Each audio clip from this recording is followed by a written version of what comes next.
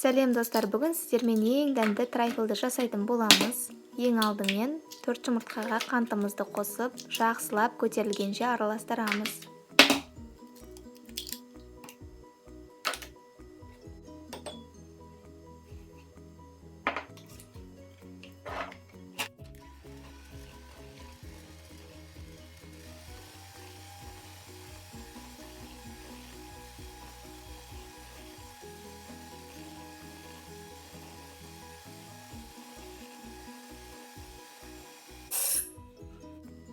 Одан кейін біз құрғақ заттарды біріктіріп аламыз. Какао, ұн және қопсытқышты қосып, бірге осылай араластырып қоямыз.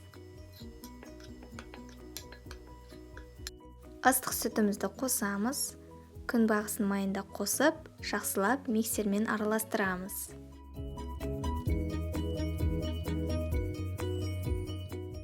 Біздің дайын тұрған құрғақ заттарымызды 2-ге 3-ке бөліп, миксермен жақсылап араластырамыз.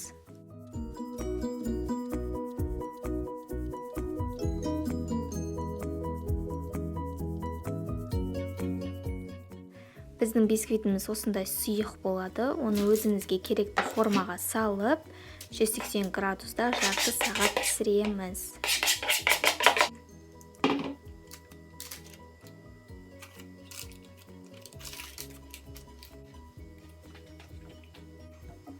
Біз енді кремін дайындайтын боламыз. Қант пен ұнды жақсылап араластырып аламыз.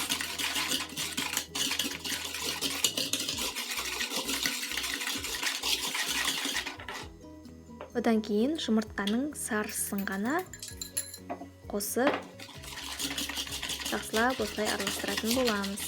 Біркелкі болғанша.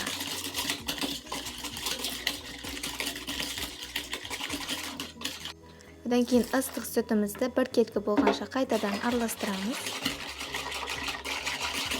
Біздің креміміз әлі сұйық болып тұр, сондықтан да оны газдың ең баяу отына қойып, қою қылып аламыз. Көріп тұрғандарыңыздай креміміз қою болды.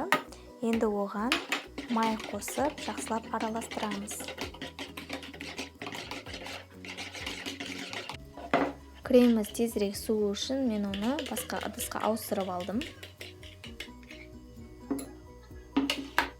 Одан кейін оны бетінің контактын жауып, яғни бір-біріне жақындатып жауып, 1 сағатқа суға қойып қоямыз. Ал оған дейін біздің кілегейімізді миксермен араластырып аламыз. Миксермен көп араластырмаймыз, себебі ол кейін іріп кетуі мүмкін.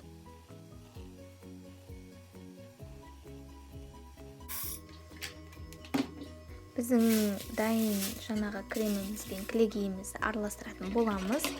Кремімізді көп қосып жібермейміз. Аз-аздан осылай араластыра отырып саламыз, әйтпесе ол іріп кетуі мүмкін.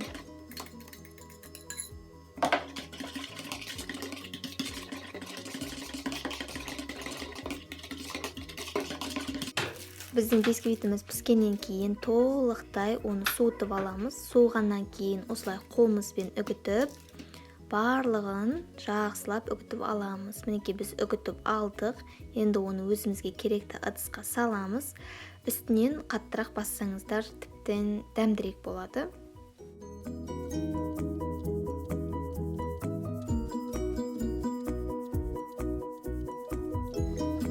Біз болғаннан кейін, бисквиттен кейін, немесе кремнен кейін өзіміздің қалағанымызша жеміс-жидек салуға болады.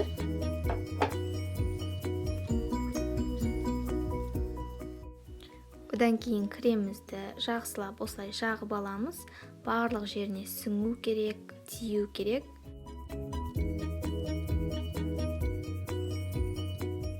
Енді морозильникке 30 минутқа қоямыз.